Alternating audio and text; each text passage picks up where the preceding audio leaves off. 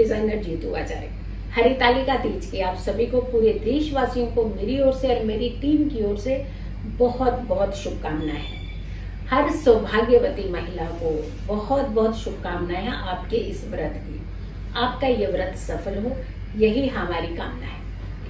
संयोग की बात कर लेते हैं, क्योंकि हरितालिका तीज का व्रत बहुत ही अच्छे संयोग में आया है, बड़े अच्छे योग में है। एक तरफ 4 बड़े प्लेनेट अपनी स्वराशि में चल रहे हों और उसी दिन कुछ खास योग बन जाए, तो सोचिए कितने शुभ होते हैं। ये भी हम बताएंगे।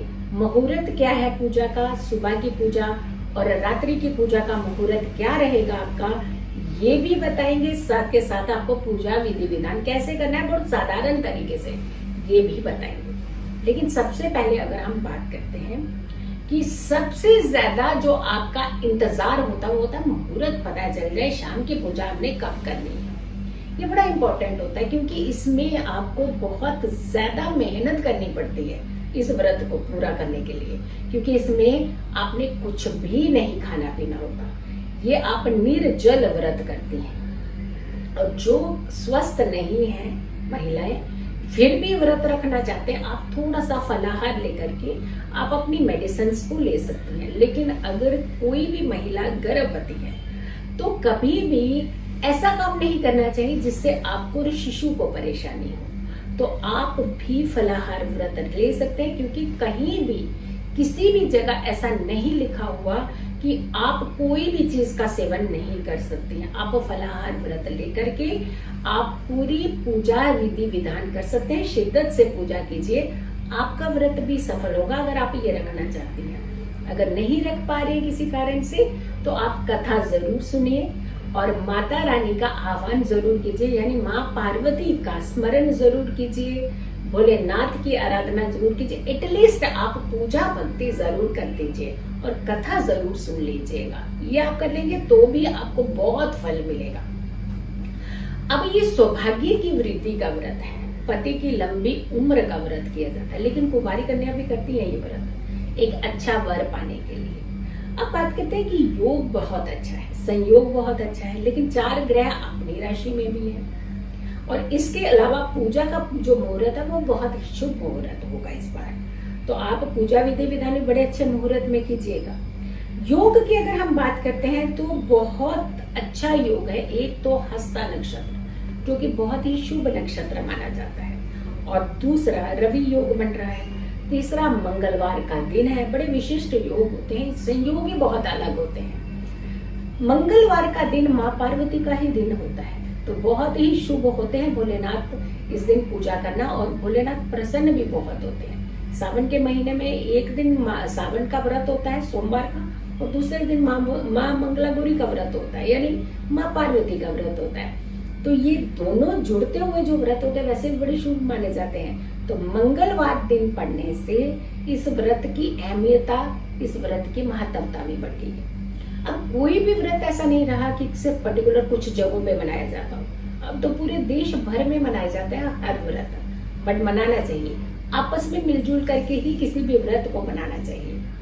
बट हाँ, थोड़ा सा अपने पे कंट्रोलिंग, अपने ऊपर अपनी इंद्रियों पे कंट्रोल करना ये बहुत जरूरी होते हैं। कहते हैं ना बुरा देखना चाहिए, ना सुनना चाहिए, ना बोलना चाहिए। बिल्कुल ये व्रत पे कायम करते हैं। इस व्रत को आप ऐसा व्रत बनाइए कि ना बुरा हमें देखना है, ना हमें सुनना है, ना ही हमें बोलना है, तो आपका व्रत सफल होगा। अगर हम आंतरिक शुद्धि नहीं करेंगे, सिर्फ हम शारीरिक शुद्धि कर लेते हैं, स्नान कर लिया, अच्छे वस्त्र पहन लेंगे, पूजा में पकते हैं, लेकिन मन कहीं और किसी की निंदा कर रहा हो, तो वो व्रत किस काम का, वो किसी काम का नहीं। सबसे पहले अपनी इंद्रियां कंट्रोल कीजिए कि मुझे ना बुरा सुनना है, ना बोलना है, ना ही देखना है, तो ये व्रत आपका सफल जरूर होगा। अब हम बात कर रहे हैं कि व्रत में खास करके मुहूर्त की बात कर लेते हैं, क्योंकि मुहूर्त जो होता है वो बहुत ही उत्तम माना जाता है किसी भी व्रत को सफल करने के लिए। लेकिन जब हम तिथि की बात करें तो 30 का है ये व्रत। आपको सब जानते हैं कि 30 तारीख को ये हरितालिका का व्रत जो है मनाया जा रहा है। सुबह की अगर हम पूजा की बात करते हैं तो सूर्य उदय के आसपास का समय बड़ा उत्तम समय होता है। कहते हैं ना, बड़ा दैवीय समय होता है। कि सूर्य उदय क्या, तभी कहते हैं कि सूर्योदय से पहले उठिए। बार बार हम इसलिए बताते हैं क्योंकि ये ऑरा, ये होरा जो होती है ना, ये बड़ी कमाल की होती है, क्योंकि पहली होरा वार की होती है। तो जिस वार उसी दिन की होरा, और उस होरा के अंदर आप कोई भी कार्य करें तो आपको बड़ा सफलता मिलती है। तो इसीलिए सूर्योदय के आसपास उठना बहुत उत्तम माना जाता है। सुबह का जो शुभ मुहूर्त होगा वो लगभग 6 बजे से लेकर के 8:15 बजे तक। इस बीच आप पूजा जरूर कीजिए। वैसे तो 5 पूजाओं का विधि विधान है। दिन में शयन नहीं करना चाहिए। हम लोग क्या करते हैं कि पानी नहीं पीना, ये नहीं करना, तो हमें नींद आ जाती है। चलो हम एक काम करते हैं, 3-4 घंटे सो करके बिता देंगे ताकि हमें भूख नहीं लगे। नहीं, कभी भी कोशिश कीजिए कि अगर आपने व्रत किया है तो आपको निद्रा नहीं करनी चाहिए। और दिन की निद्रा वैसे भी कहते हैं अच्छी नहीं होती, तो दिन की नींद करनी भी नहीं चाहिए। लेकिन जब आप व्रत कर रहे हैं फिर तो बिल्कुल नहीं करनी चाहिए। तो 5 पूजा विधि विधान का मतलब है सुबह से लेकर रात्रि तक।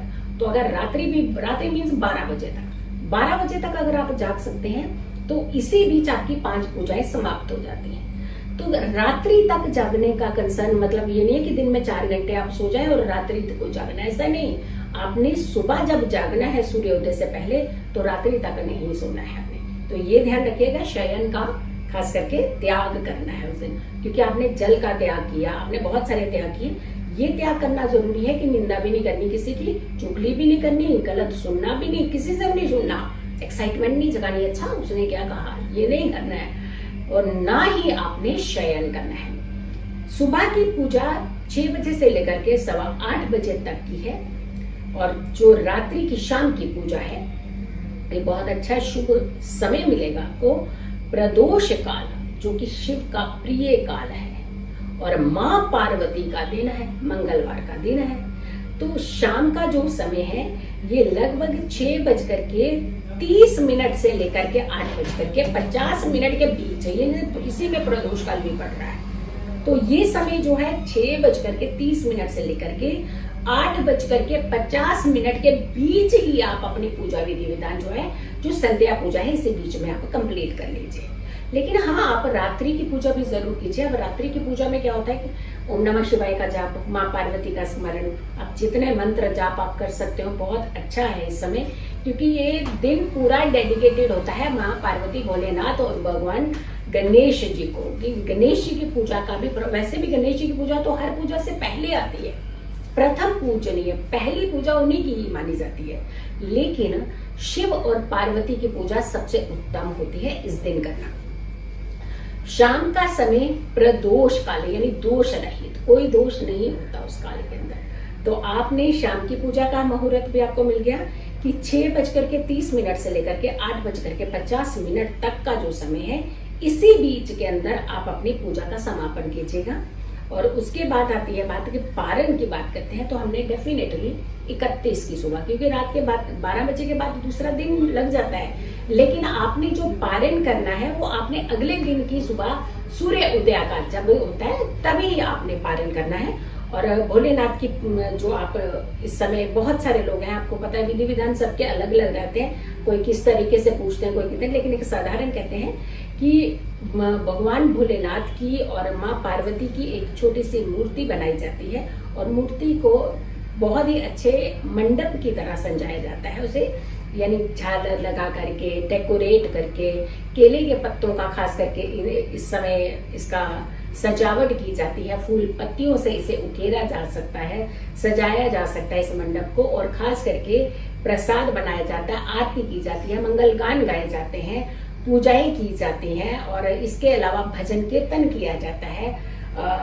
सबसे ज्यादा होता है कि चिंतन और मनन करना, मतलब शांत होकर के, शांत वातावरण में माँ पार्वती का स्मरण करना, भोलेनाथ का स्मरण, सबसे अच्छा तो यही माना जाता है। कथा जरूर कहते हैं कि सुननी चाहिए, हाँ, बड़ों से कथा जरूर सुन लीजिए, पंडित जी से कथा आप ये सुन सकते हैं। और जिन्होंने व्रत नहीं भी कर पाई है किसी कारण से, अगर कोई दिक्कत है, परेशानी है, तो वो खास करके ये कथा जरूर इस समय सुन लेनी चाहिए। लेकिन जब आप दूसरे दिन पारण करते हैं, कहते हैं पवित्र नदियों का जल डाल करके स्नान करना चाहिए।